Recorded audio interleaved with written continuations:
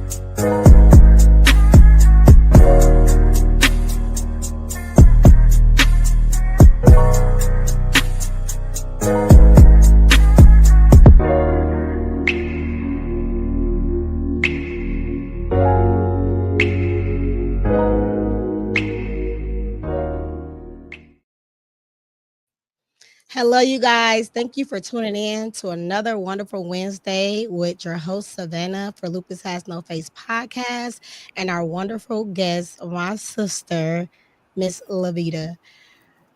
We will be discussing faith through flair. So, with that being said, faith through flair, that's a lot, right? Ooh, that's a lot. And not only do we have our lupus warrior, amongst other things, we were discussing lupus and spidolitis. Did I say it right? Ankylosing spondylitis. Spidolitis. Okay. Yep. I said it right. So before we jump into all the hardcore things, who is Miss Lavita? Just who is Miss Lavita without the diagnosis?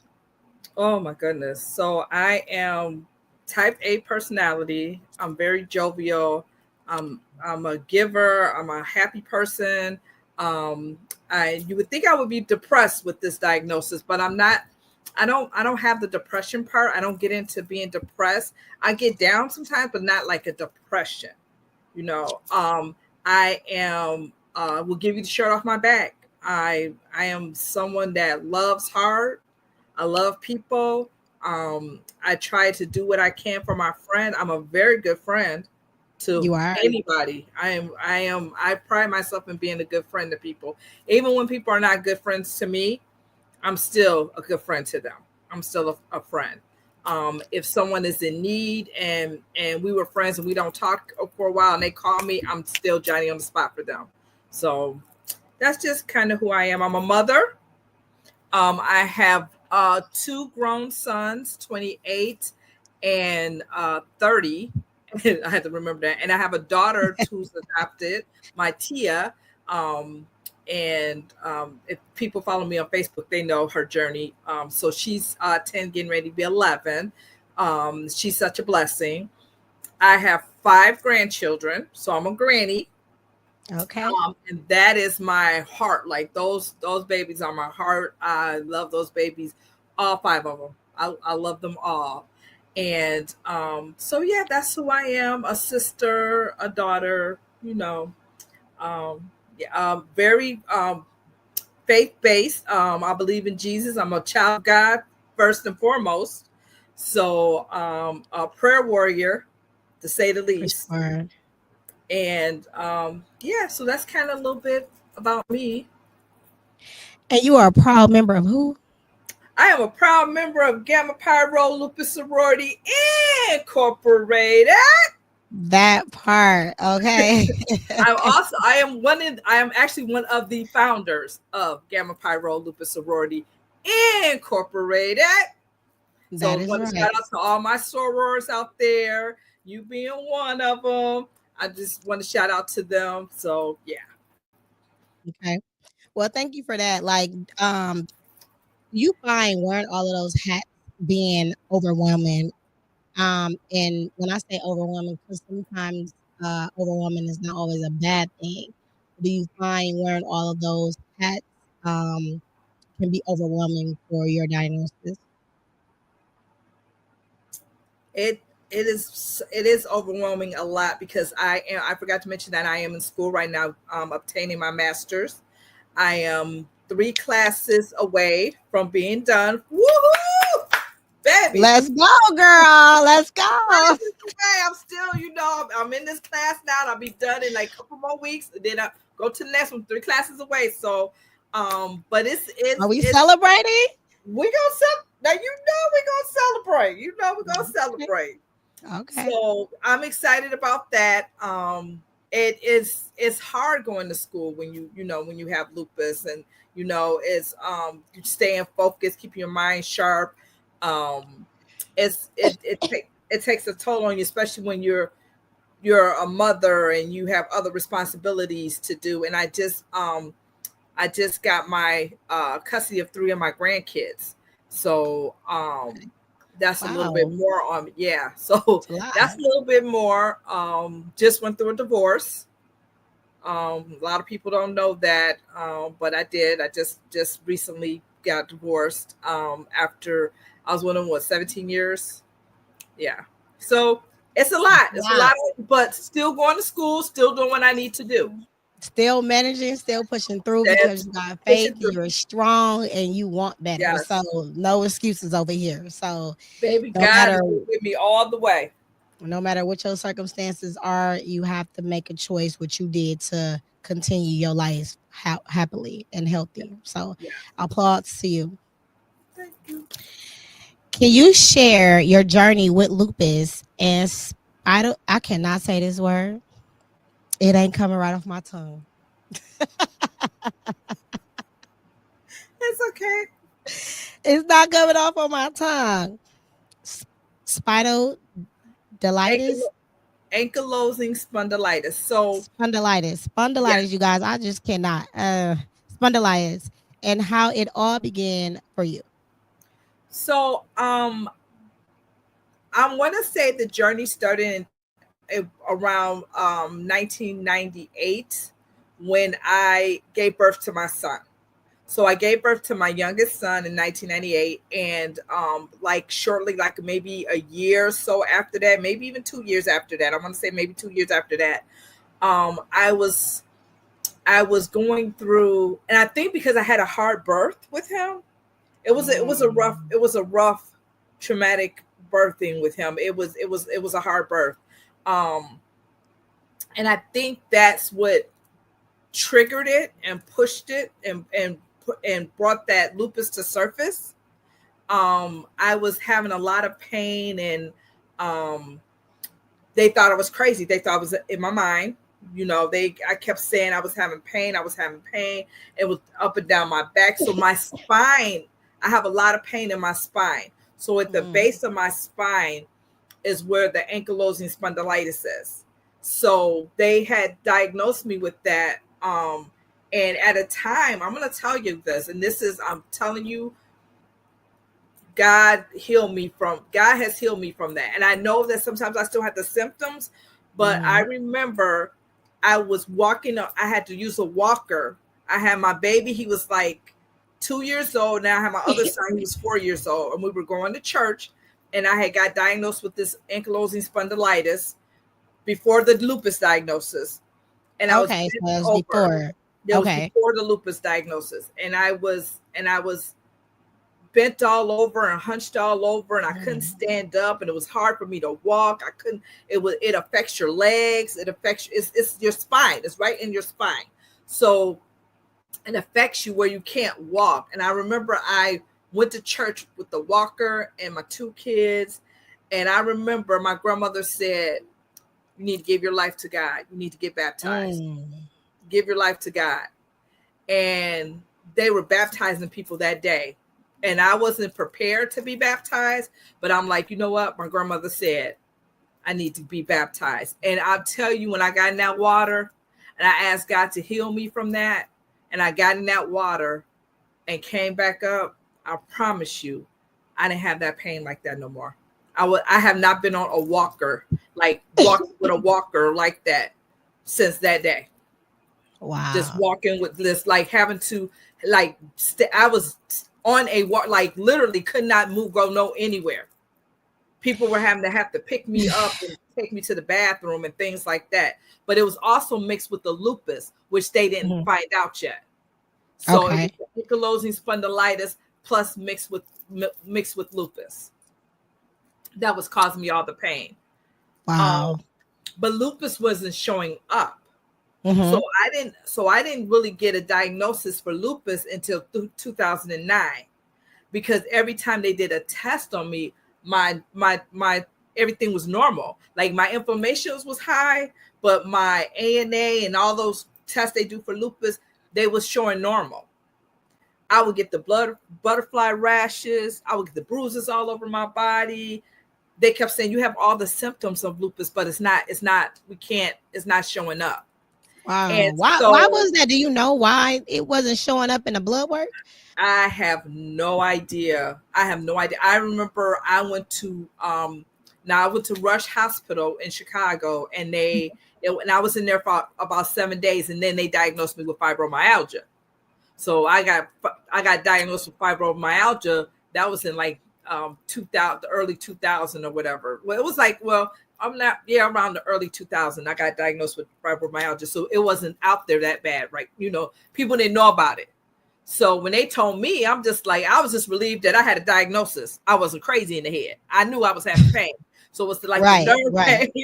That's what I was happy about. Okay, they diagnosed me with something. Okay, let's see how we can fix it. But then it was like, oh, people say that's a made up disease. And, it was a lot of stereotype behind having fibromyalgia. So it was hard for me to get treated for it and then Lord knows I am allergic or adverse reactions to medicines from A to Z. Whatever they was putting me on, had some type of adverse reaction.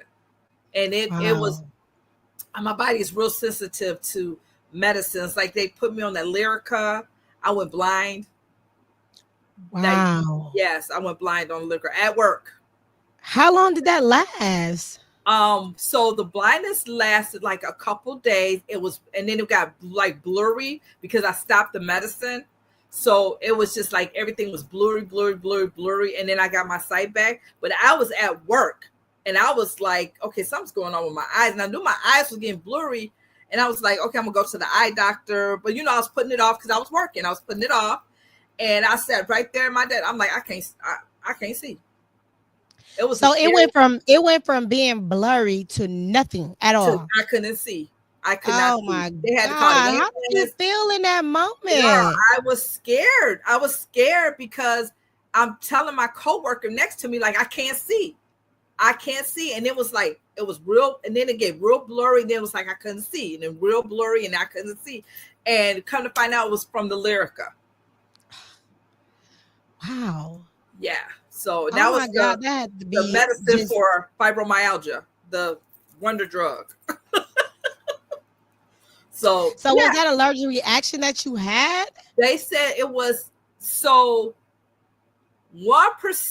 of the people that take the medicine experience blindness. 1%. Oh my gosh. People. I lost my mind. And I was among the 1%. So it's just, you got to know what you can take and what you can't take. So I've been through this I've been on this rodeo for a minute. So I know what I can take and what I can, what I'm allowed to take and things like that. Because you got to be your own advocate, because doctors will put you on, they will just try to put you on stuff and your body is not reacting to it. They put me on some medicine and I was actually dying from it. It had turned me gray. I was all gray. I can't remember what it was. I was gray. I was in the hospital literally dying. I was dying. And one of my friends from church had came, and my dad came, my son came out there. And this is when I had the lupus diagnosis. Now I'm diagnosed with lupus, but they put me, I forgot what medicine that was. Listen, Mom, I can't think right now. Oh my gosh. I had turned all gray. I was gray. Do you hear me? Like your eyebrows, your hair? My whole body, I was gray looking. Like ashy gray. I was ashy gray looking on this medicine. And I was dying. I felt myself dying. I felt like I was dying. I felt myself dying. So you went to the hospital. Was that they put me in the hospital. They put me in the hospital. They were still giving me the medicine. They put me in the hospital. They were still giving me the medicine. And my friend, a friend of mine, she's from church, she a prayer warrior too. She came and she saw me, and I was on morphine too. So I was in and out of consciousness. So I was on morphine and I was itching, I was gray, I was in and out of consciousness. I just remember that whole scene. And she just like flung the covers off of me and just started praying over my whole body, just praying over my whole body, praying over my whole body. My son came to see me. He was in his teens and he was like, he thought I was finna die. He said, I thought this was it for you. He thought I was finna die. My youngest son had came out to see me, him and my dad. And baby, when I tell you, this is how I know God. That's why I said the faith, because this woman prayed over me. And when I tell you death skipped me, the lady that was going home, that was next to me, was going home the next day. She ended up passing away in the middle of the night. They come rushing me out the room and put me in the other room. I'm feeling better now. My color then came back. My color came back. That 24 hours, my color came back. And the lady next, older lady, very older lady, she was going home. She was praying for me too. She was in the next bed praying for me. My friend came, she prayed for me. She just laid oil all over me, just prayed for me. And I tell you, my color came back that next day. They had rolled me out of the room because the lady had passed away. I'm like, what's going on? What's going on? And one of the nurses said, your roommate, she passed away. I'm like, because she was going home. It was like, no, she passed away. That's why we had to take you out of that room. Wow. That death was that death. It was on me. It was on me. And I know it was on me. But God saved me for a reason. And that's why I try not to do people wrong. I try to keep, my integrity. I try to love on all the people that I can love on. Even with me having this diagnosis and things that I went through, even though I went through this horrible divorce and things like that, I don't hate nobody because God saved me for a purpose. He saved me for a reason. And absolutely. I believe that.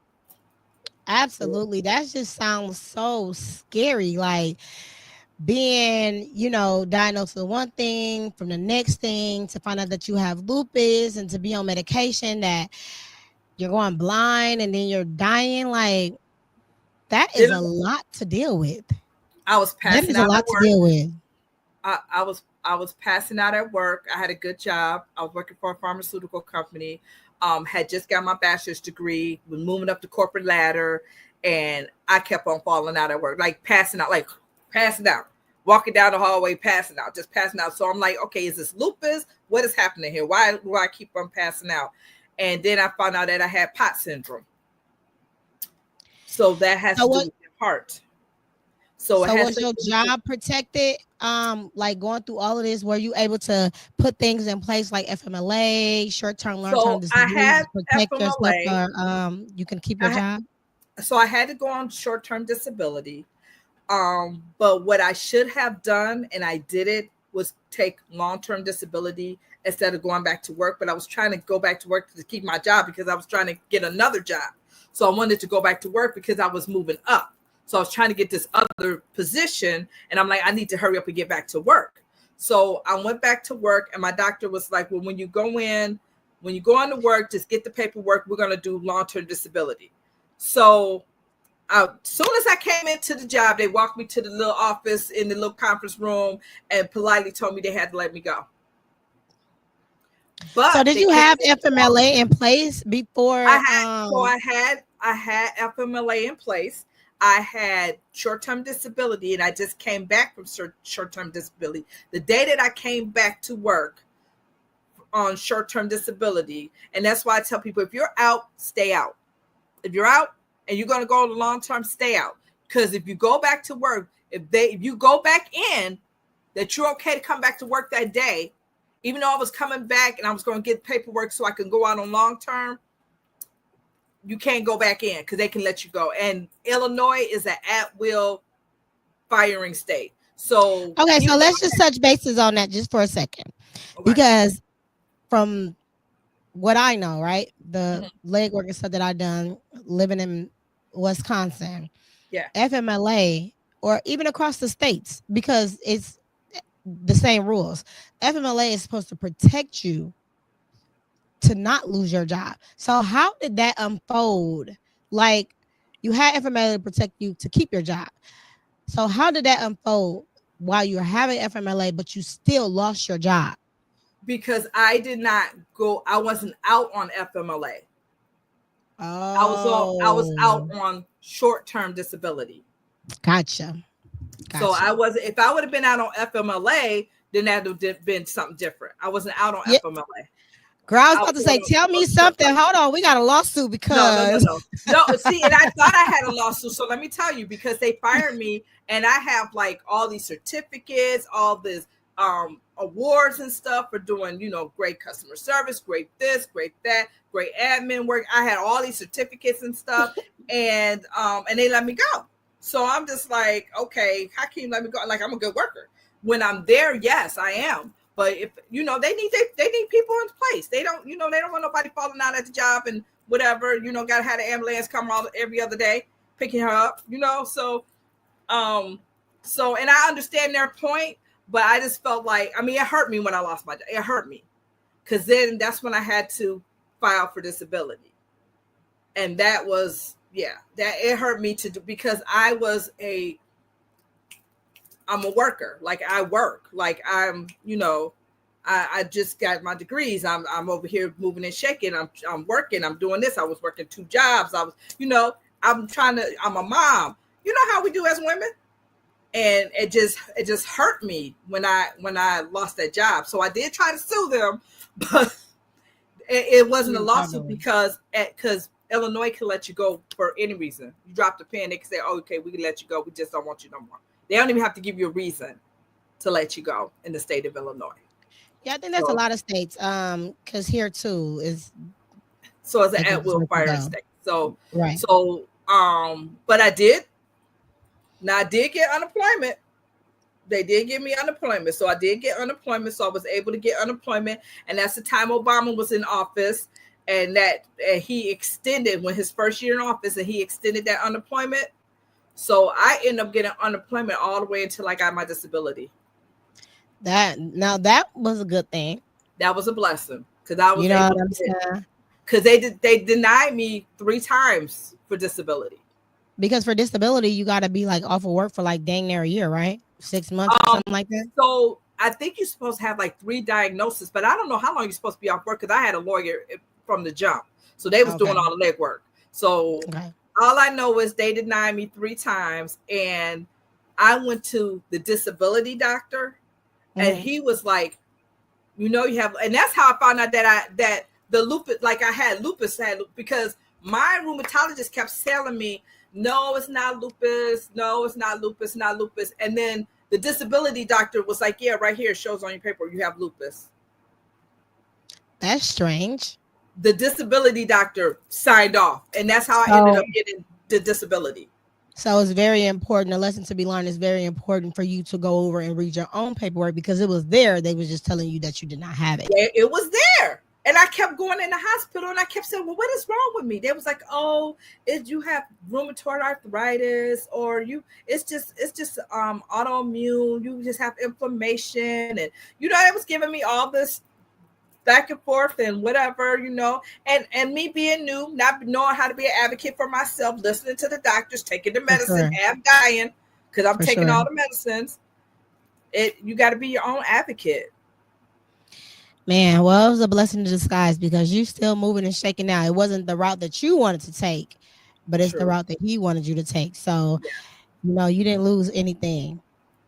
What challenges have you faced in managing your symptoms over the years?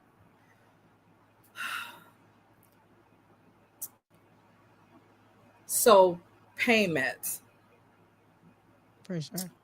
Trying to get, because so many people abuse pain medicines out here, it's hard to get pain medicine.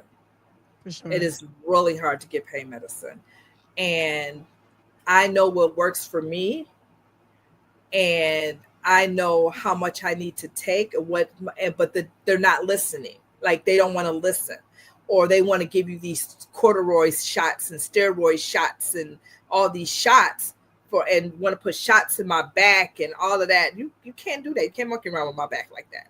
You can't be just putting shots in my back. And so they get upset because they can't do what they want to do, thinking that they're stopping my pain, and you're not. But I know what's good for me. Like I could take an 800 ibuprofen and a half of a Norco. Okay, half, not a whole, a half. So I'm telling you, my body is real funny acting. So I can't take a Norco 5. For the ingredients in the Norco 5 makes me feel like I'm stroking out or something. But if I have a 10 and I put it in half, I could take a half of a 10.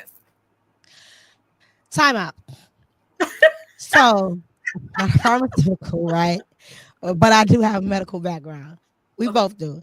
Yeah. So, my question to you is that they should be the same ingredients, right? They're supposed to be. And the only thing that's changing is the strength of the ingredients, correct? Exactly. How in the heck that is possible? So it's something that's in the 5s. I don't know what else that they put in. Something that's in the Norco 5s that make me. But so the 10 is too strong for me because I'm real light with medicine. So I'm not a heavyweight medicine person. So a 10 is too strong. So I can only take a half of one, right? So I have to split it in half. So that's how they last me so long, because I split them in half. I can't take a whole one. So I could take an 800 ibuprofen, and I can take a half of a Norco, and then that helps me with my pain. You should find out what's the difference that's in there, because well, he told me, I think the doctor. So my doctor did tell me that it might be something that's in the 5, and I think he told me what it was, but it's a while ago because I've been doing this little regimen for a while. So it's like even with like when you're in the hospital and they try to give you pain medicine. So morphine makes me want to scratch my skin off, so I don't take that. Okay, I can't take, and it makes me hallucinate, so I can't deal with morphine. So they try to give me Dilaudid, but I can't take Dilaudid unless they have to half and half it. So they have to have a half of saline solution and half Dilaudid and mix it, and then they can give it to me. I can't take straight Dilaudid. I can't do straight Dilaudid. And it has to be a low dosage. It has to be a low dosage. Like I'm really a lightweight. Like I know what I need. Just give me what I'm asking for. Right. This is how I can cope. So I love my doctor. I love my doctor because he knows. So he gives us specific instructions on how to deal with. That's why I don't like changing doctors, because he knows what I need. He knows how to put it in. He knows how to write it up. He knows what I need. And and he's like, give her 10. She gonna split it in half, and then give her the ibuprofen 800, and that is a regimen. That's how that helps me. All that other stuff, I can't. It's like my body is so sensitive to stuff. I can't take Benadryl. If I take Benadryl, even children. I thought I was bad. I can't have any antibiotics besides clindamycin, so they're giving me clindamycin for almost anything. But because I'm allergic to all the other antibiotics, which is crazy because they did a study. I did an allergy test, and they had to admit me to the hospital. So all of the antibiotics that I am allergic, they did like just little bitty droplets. Mm-hmm. And try to introduce my body into them. So maybe down the line, if I ever need them, they can give them to me safely. Okay. But girl, that did not last long because I started getting bubbles on my skin and it was breaking already. So they had to stop the whole process. So still as of today, I only could take clindamycin. And clindamycin only helped for so much. So that's why I'm very safe and protective of what it is that I do. Because who's going to the emergency room for something that they can't get rid of? What? And it's crazy because you have to think about that. And as we get older, or as I get older, or as we get older, your body can't tolerate a lot of stuff, especially when you have lupus. When you get older, your body rejects things. I used to take Benadryl back in the day. I had ate some food that I was allergic to that I forgot a PF chain, and I forgot that I'm allergic to that, and because I hadn't eaten it in a long time, but I love it. And I had ate it and got the breaking out, and girl took a Benadryl. Was like, God, I can't take Benadryl. Felt like I was having a heart attack. And this was chill. And then Is that the time? Was that recently? Like when I talked to you, it was a while. Oh my goodness! Yes, we went to PFJ. That's not funny, but it's funny. I would have died. That was recently, yes. So it's just we have to be our own advocate. We have to know our own body, and we have to make the doctors listen to what we're saying. Like, for sure, you need to listen to what I'm saying about my body, because you know what I'm saying. And it's frustrating when you go to the emergency room and then they don't want to call your doctor to find out what it is that you need. Because I'll be like, call my doctor because he knows. While y'all over here trying to give me this and this and that, I can't have that. Well, it's nothing we can do for you. I'm trying to tell you what you can do. They don't, sometimes they don't want to listen. Yeah. So that's real frustrating. So managing the meds, but you got it down to a regimen now. So I got it down to a regimen, honey. Okay, you overcame that challenge. I overcame that. Y'all excuse me too. I have not been feeling well for like the last, I don't know how many days. I'm just literally getting my voice back. And getting some energy and almost being back to myself, but I'm not 100%. But potting is my thing. If I don't show up, the people are showing up to see what they can learn. So, I'm here today. I'm doing the best I can. So hopefully y'all can hear me. How has your faith played a role in your healing and coping strategies? I meditate and I pray a lot. I meditate on God's word, and that helps me. My church family is wonderful. My church family, that support I need. They know about lupus. They know if they pray for me all the time. And my saying now is, so I'm not claiming lupus no more. I'm like, I might have the symptoms, but God's healed me from lupus. But I might have some symptoms, but God's healing me from lupus, because I whether they get a cure or not, whether they get this cure, I'm going to claim I am healed in the name of Jesus. I'm healed because I know that God is a healer and he can do it.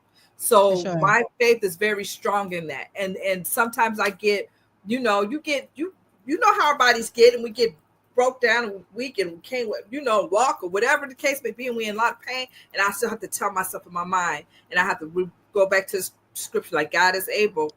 He is able. He is able to heal me. He by his stripes I am healed. So I meditate on those scriptures, and I keep that faith. I pray a lot. When I say I pray a lot, I pray a lot. My church family pray a lot. We pray. My kids pray. We always praying. So that's one of the things I incorporate in my life, and that helps me. My faith helps me. I know people believe in a lot of different things, and whatever will help you. And if it helps you get through this, do it. If it helps you get through the pain, do it.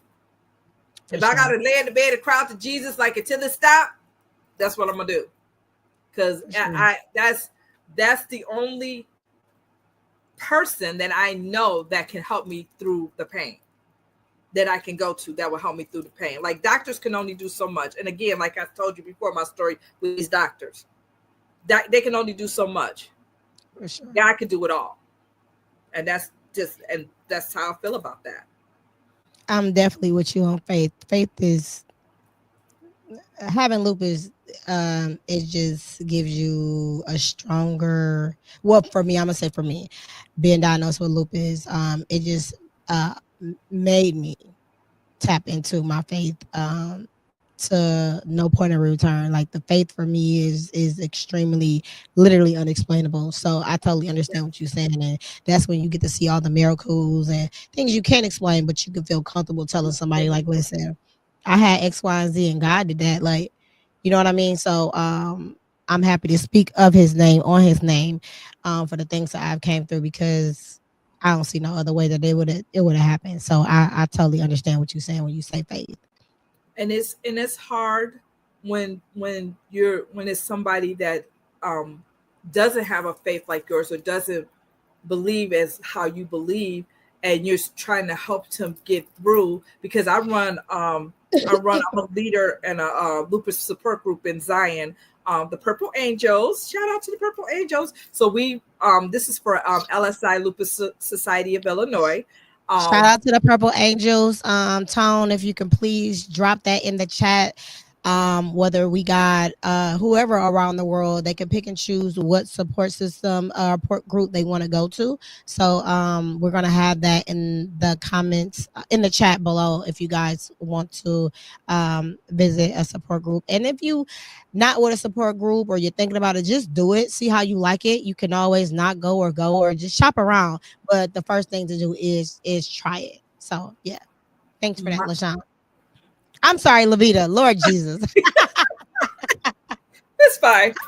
Yeah, so LSI, I'm a support group leader for LSI, and I run the support group out of Zion, Illinois, and it's at my church in the basement at my church, at 1220 Lorelei Drive in Zion, Illinois.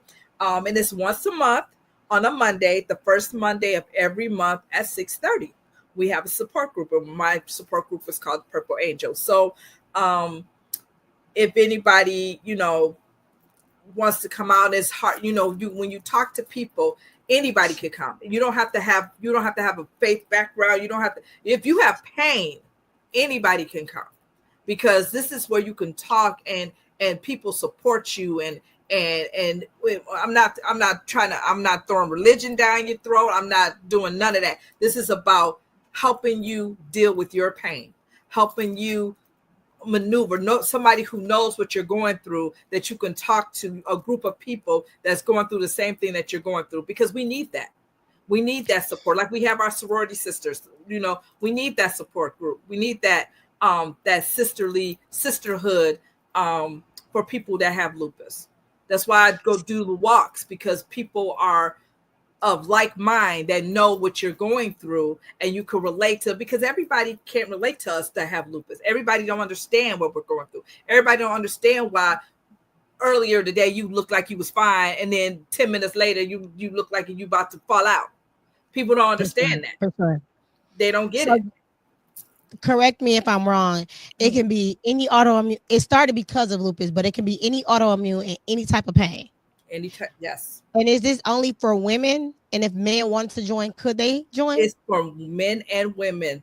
Lupus, okay. If you having chronic pain, come to my support group. I'm right in Zion. Is it's not hard to find, right off the Lorelei Drive. So I encourage people. I'm gonna have to come down one of these days to we're gonna have to talk about that. Yeah, I'm gonna have to come down one of these days. And if they couldn't make it, right? Is it a Zoom option? So I don't have Zoom option now, but I know that me and LaShawn was talking about getting me doing a Zoom with me, because sometimes people come and sometimes people don't come. Sometimes I get one person, sometimes I get 0 people, but I'm there faithfully. So every first of the month on the first Monday of the month, I am there at 6:30. Whether somebody come or they don't come, I want to be there in case somebody needs to come. So okay, for sure. I can't wait till you get a Zoom that'll brighten up the broaden it up. So yeah. Yep. Okay. Thank you for that piece of information. What support system have you found most helpful, and how did you build them? You know what? Through walks. I was going to lupus support groups in Chicago, LSI support group meetings. That's how I met LaShawn. Going to our sorority, our Lupus Gamma Pi Rho Lupus Sorority Incorporated. You need that support. You need people that know what you're going through. Facebook got a lot of support groups on there. Lupus Has No Face. Support groups. There's a lot of support groups out here that is willing to understand what you're going through, and is they're willing to help you, have your back, whether you need a prayer, whether you need somebody to talk to and just tell them about what you're going through. Because a lot of times our spouses don't understand. I was married. He didn't understand. He didn't get me. He didn't understand. He wanted the same Lavita he met before the lupus. He wanted that Lavita that wasn't tired and weak, and he wanted that Lavita. That Lavita wasn't no more. So, To touch on that, how did that make you feel? Just a little bit, to touch just a little bit on that. How did yes, that make you feel? it makes you, it hurts your feelings when you can't. So I grieved my old life. So it's like my old life was dead, Mm. and I grieved I grieved me working, and I grieved my old life, my old self. And I had to learn, and with God's help and healing me, healing my heart, he had to help and heal me. And he's still healing me. I'm still going through healing right now, and he's delivering me from myself, because you think about, man, I want to do this, and my mind have so many ideas, the things that I want to do, and then you get this limitation where, okay, you want to do it, then you get the brain fog, and then you can't think, and then you there's a lot of stuff that Yes. a lot of things that I want to do, and even with my grandkids, there's so much that I want to do with them. I can't do everything I want to do with them. I do some things with them because I do a lot with them, but the things that I really want to just do with them, like I did with my boys when they were young and stuff, I can't do everything because I have these limitations with these chronic pains and things. And I'm And that's okay. okay. And that's okay. Yeah. That is totally okay. Yeah. And it's so funny that you said grieve your own life. Just a little bit. I was thinking, going through what I'm going through with my mom. I wanted to do a panel of grieving, but it Mm, wasn't just the loss of life; it was the loss of something. But when I was thinking this thought, I never heard anyone speak of a grieving process of a loss of something instead of a life. And the fact that you said that, I don't know if I want to say validate or anything like that, but it makes me even want to do even more, because people just don't grieve over a loss of a person. People grieve different things, and the fact that you said that, I'm just like, this is exactly what I was talking about. And the ideal of it is to just have people, their different opinions, different thoughts, and things of that nature, grieving on something. And like I said, it doesn't have to be a loss of someone. And what that looks like, and how did you get through it? Did you ever get through it? Are you continuing? Do you relapse? Things of that nature. So that's dope that you said that. you She's do, like, okay, because yeah, I'm gonna you continue wish my you thing. wish you wish you had your. I wish I was that same person I was before. Like I had that my energy and and I can do, like, I lost a lot of friends. Like I've lost a lot of friends. Because I couldn't go to the mall and go shopping and shop till you drop, because I got tired just looking at the mall. Sitting in the car, like, do I really want to go in there?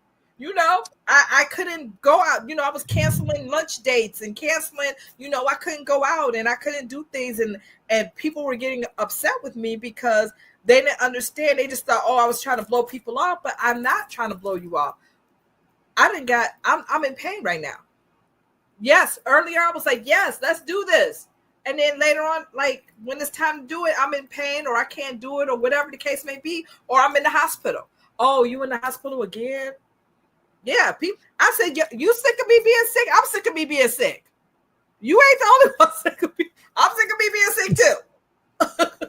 I gotta live with this. You know what I'm saying? So it's just, so I really, again, that's the word. I grieve. I grieve the loss of my the life I had, but God knows best.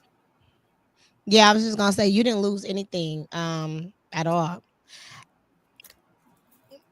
Relationships that end, it's not a loss. Is those minded people that don't understand, and that don't want to do the legwork to educate themselves on their own of what lupus looks like, or how can it affect people, because we can tell you all day, right?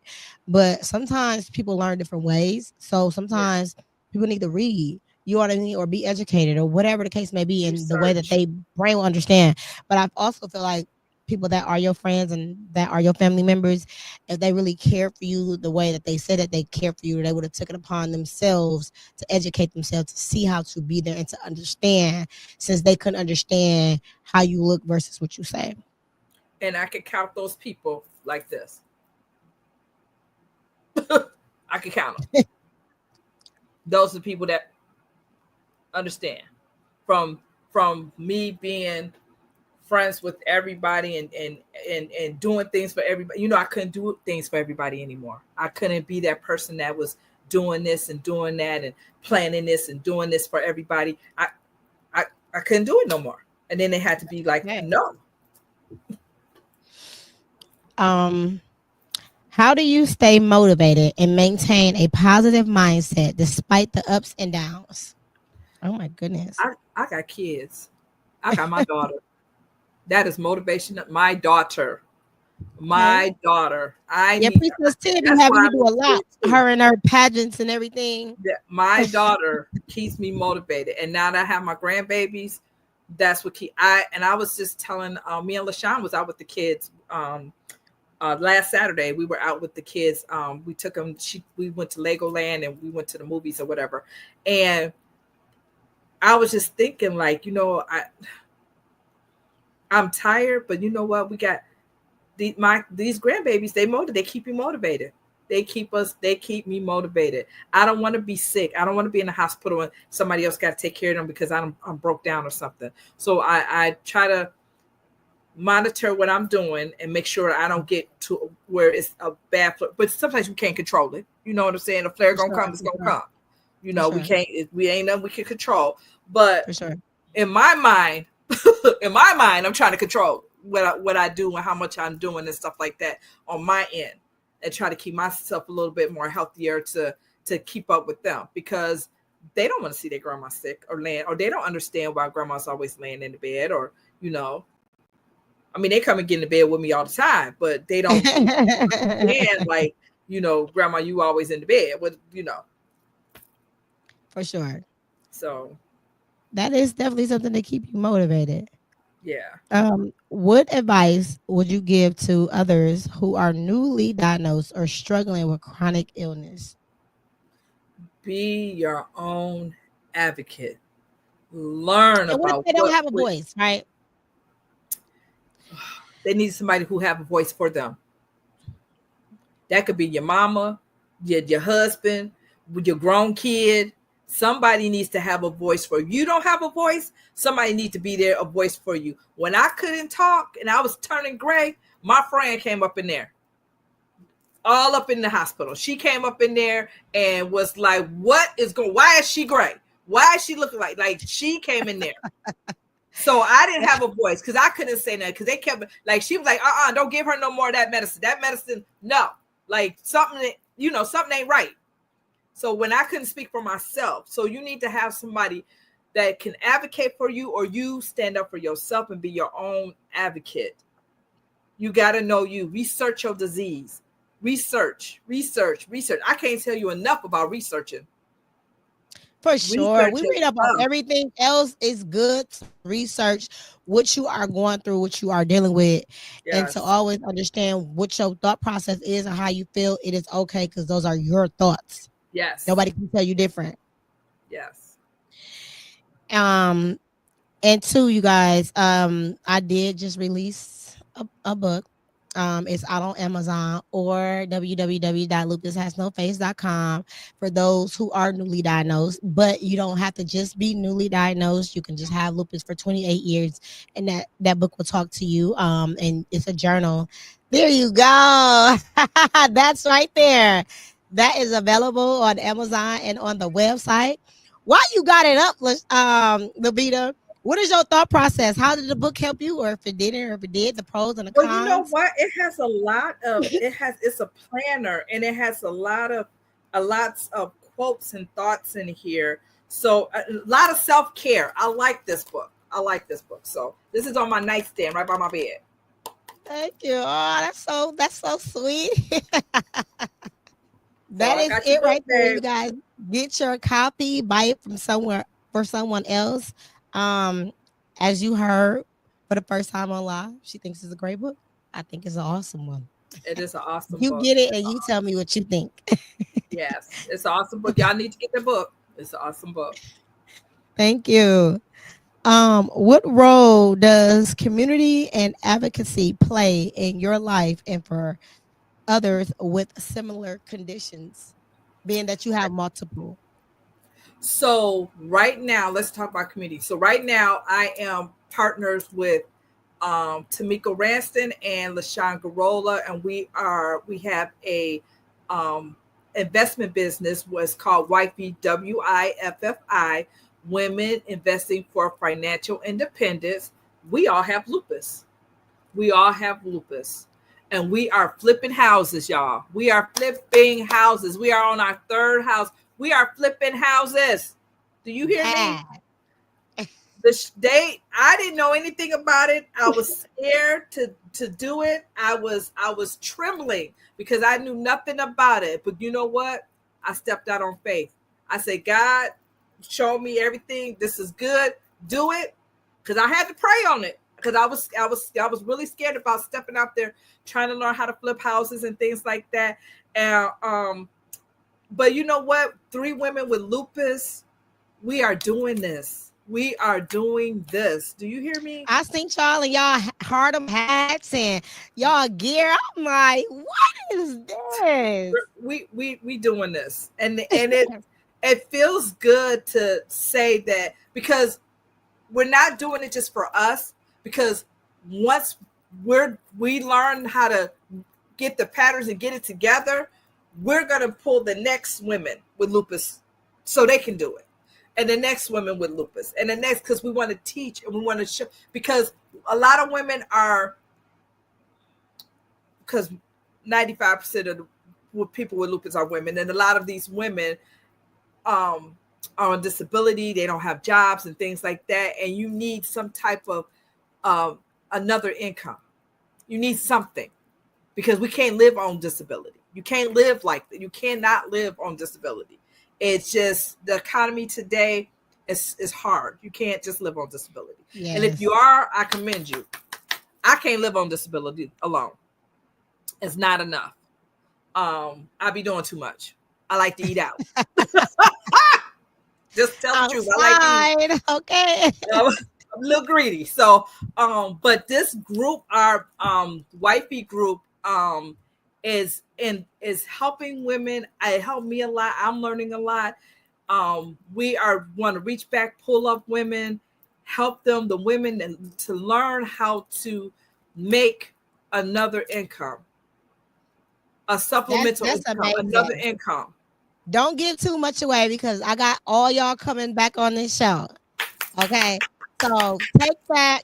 Be looking out, because they gonna come with some jewels and how to do it.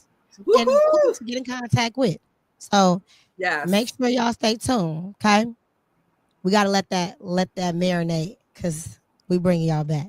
But community, I also do with my church. We feed the homeless once a month. I make sack lunches. We make 40 lunches, and we take them down to Pads in Illinois, Pads in Waukegan. We take them. I did that today. So I'm exhausted because I made 40 lunches today. I did that today. We do it once a month. It's normally the last. I try to do it the last Tuesday of the month. That's my goal. I do to keep it consistent. So like the last Tuesday of the month, we do Pads. So we make 40 lunches. We take them down there the last Tuesday of the month, and it's our outreach that we do at our church. We do other stuff too, but right there, that's something that I'm passionate about. Feeding the homeless. I have family members that was homeless. I have family members that's used Pads before. So I am very passionate about making sure the babies and the women and the men at Pads are getting a meal, because sometimes they don't. And I'm real big about that. Do Pads stand for something, or it's just the word? Yes, Pads? It does. And I can't tell you what it stands for right now. Yes, PADS.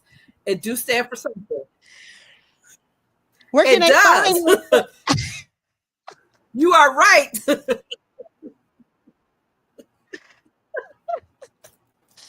Where can they find you at? Like, do you gotta be a resident I of can't Illinois? remember what it stands for, but it do stand for something. We gonna find that out. Do I need to Google it? So I don't know if you have to. I don't know if you have to be a resident of Illinois, but I know that they take it. They feed the homeless, and they shelter. Sometimes they shelter like women and women and children. I think sometimes they house men there too. I'm not too familiar how they do the men or whatever, but I know they get like hotel rooms and stuff for them and things like that when they're homeless, especially like in the winter. I think in the summertime more as I don't think they have as much funding, but if we don't bring the lunch, so then those people don't eat that, they don't have that lunch that day. Mm, that's not right. So I'm particular making sure that we get our past lunches there. So I don't know if this is the right one. You looking it So up? it's PADS, PODS, right? That's how you spell it? PA, PA. PA, Hold on. PADS. Waukegan, Okay, in Illinois. Illinois. Mhm. Okay, let's see what this say. Public action to deliver shelter. There you go. That's it. Okay, y'all. Hey, we gonna find it. And they can PAD always stand for go. public action to deliver shelter. You could also, if you want to help out, you can also donate to Spirit of Life Pentecostal Church in Zion. They have a Facebook page. You can donate. They have a Facebook page where there's a link where you can make a donation. It has pads on there. When you click down the drop down box, it has pads. If you want to donate to pads, you can put it on there and donate, and that'll help us make lunches. And we're just. So can you say where they can go donate slower, like the website or the name, so they can Google it? So we have a Facebook page. It's called Spirit of Life Pentecostal Church in Zion, Illinois. It's at 1222 Lorelei Drive in Zion, Illinois. So that is on the Facebook. On the Facebook page, it says forgiving, or thanks for giving, or something about giving. I can't remember, Okay. but it's like a black and gold or something, for giving. And you click on there, and then you can give on the drop down box. It says PADS. You could push pads, and you can give for pads if you would like to donate. Y'all heard her. I got so And they go many straight to pads. friends. 50 cents, $1, it all adds up. I have thousands of It all Facebook adds friends up. and all of that. So y'all go ahead, and if you can't remember that, please just come back to the YouTube. You can replay it on the YouTube, Lupus Has No Face, and just listen to what she said or comment, and we'll respond back to you. Okay, thank you so much for that. How do you handle days when you're feeling unwilling to do things? What are your go-to strategies? Gospel music. I turn on gospel music. That is my motivation. Sometimes I can't even open my mouth to pray, because sometimes you get stuck where you can't even, you don't even feel like opening your mouth to pray. I felt that before. I'm like, what is going on? Sometimes you feel stuck and you can't open your mouth, but you know what? You turn on the gospel music. Turn on the music and let it penetrate. Let it penetrate your soul. Just let it penetrate. Just let it play.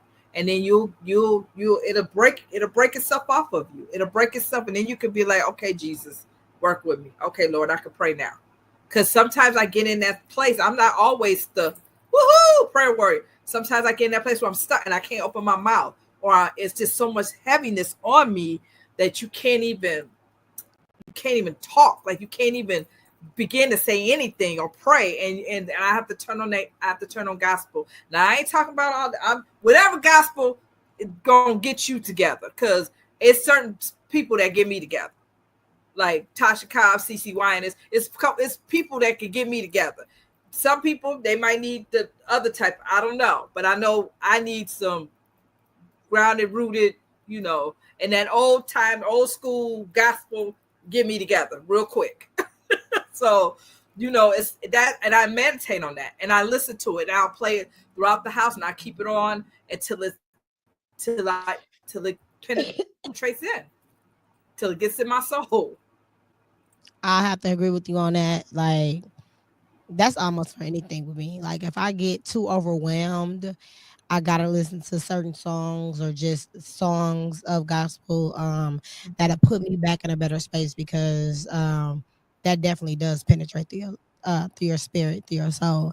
And it always works for me. It works. I know that the the deeper the pain is, the longer I have to listen to it versus Yes. the shorter amount. So just listen to your body. Your body is definitely going to tell you how long you need to do anything in life.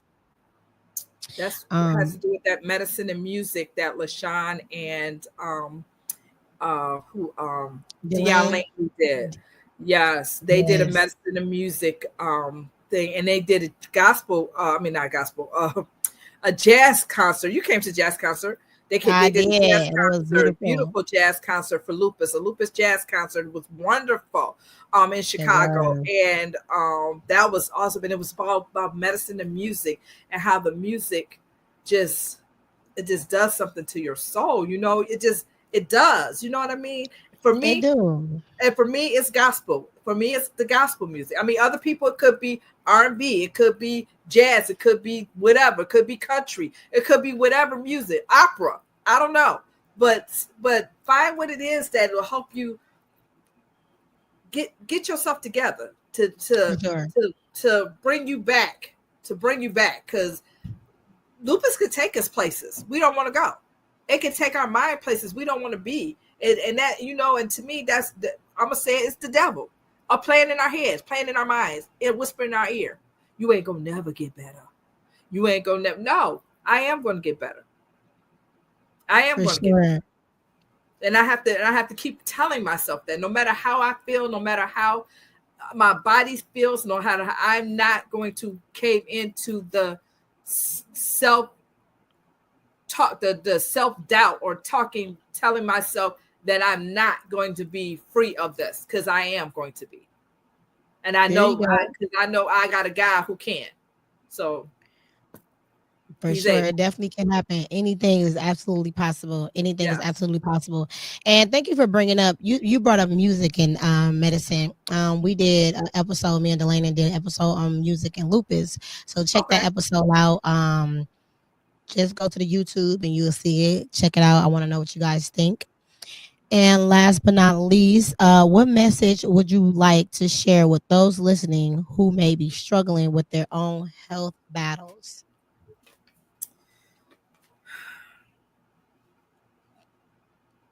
You're gonna have rough days. Yeah, for You sure. are gonna have rough days. I'm not here to say rough days ain't gonna happen, because rough days will happen. It's how you deal with it. It's how you cope with it. Get you some coping skills to deal with those lupus rough days. When I first started, I didn't have coping skills. I was going crazy. I was screaming and hollering at everybody because I didn't understand what was going on with me and my body, and why I'm in all this pain, and why I feel like I'm dying, and nobody had an answer. So try to find some coping skills, especially if you're newly diagnosed. Get you a support system. Find you a support system, whether it's a Facebook support system, whether it's positive people. Don't get on those support system. They whining all the time and they ain't uplifting and they ain't trying to do nothing. I'm I we was trying to I, clap for that. Get my whole don't get thing in one of down those support groups. for Get real. you a support group that's gonna uplift you. That's gonna be like, you can do it. Go, you can Yes, do it. Put your mind to it. You can do it. I didn't yes. think I was gonna be able to get my master's. Look at me, 3 classes away, and I will be done with my master's degree. Thinking about going ahead and going to the doctorate program. Well, So Sean got everybody want to do the doctor's program. I said I'm done with her. thinking about going I'm ahead and doing done. that. So Ah, don't let your pain determine who you are. You are not your pain.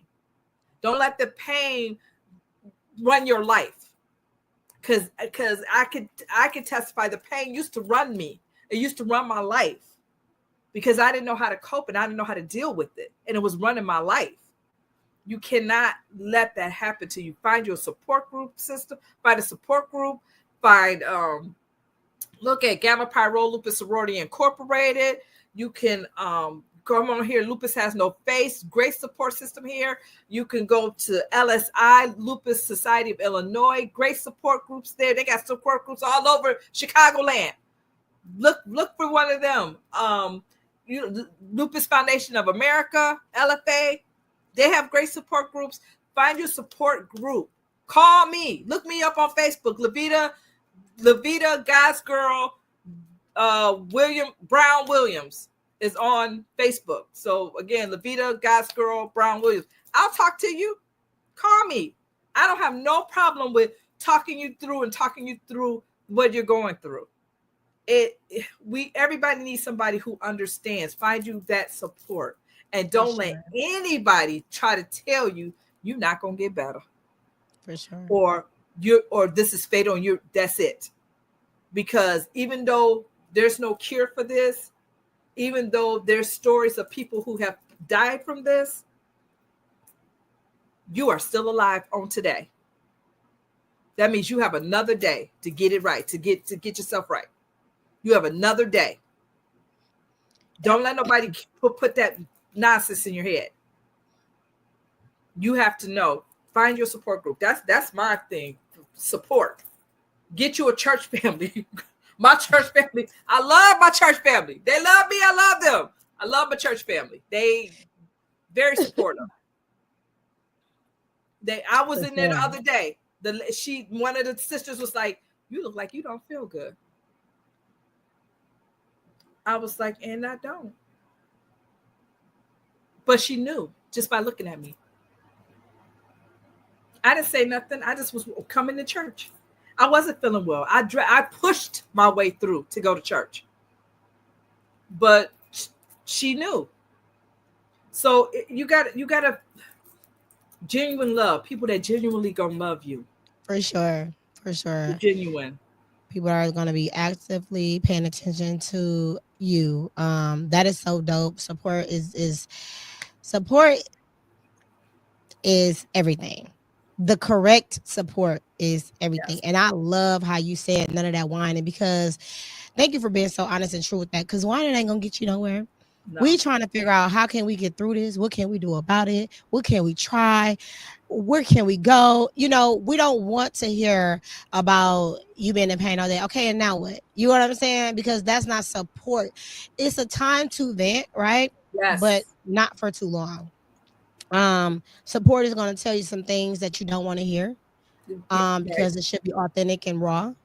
And being in those uncomfortable situations, you should be able to receive that with understanding, because that's coming out of care and out of love for somebody to pour into you in those type of ways.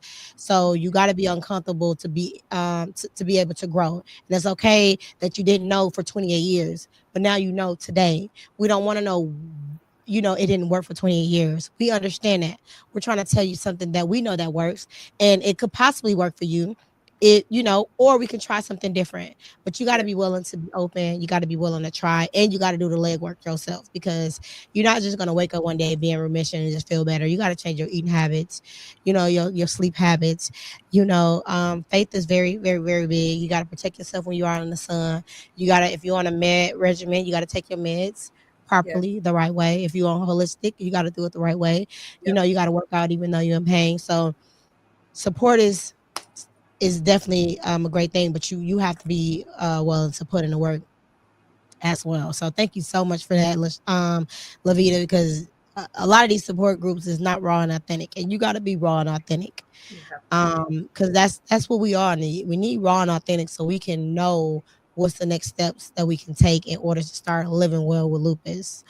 I do offer classes. They are on my website as well. How to accept what you have, so you can start living well with lupus, how to take care of your hair if you lost your hair, how to start growing it back, even though the doctors told you that they won't grow back. I am one of those people that they told that my hair wouldn't grow back, and I have a full head of hair now. How to get some good wigs that your hair can still breathe if you feel like your identity been snatched away from you because your hair is gone. Your skin regimens, how you can apply makeup on a lesion if you don't feel so pretty, and also how to treat that lesion as well. So it's classes that I offer that's on the website that's available virtual and in person. So you may want to take a look on that. And the book again. Before we go, LaShawn, I don't know why I keep calling you LaShawn. I call LaShawn Lavita, Lavita, LaShawn. I don't know why I do that because she be like, girl, I'm like, I don't understand. They're like twins at this point. I don't know what to do. I don't know why I do that to y'all.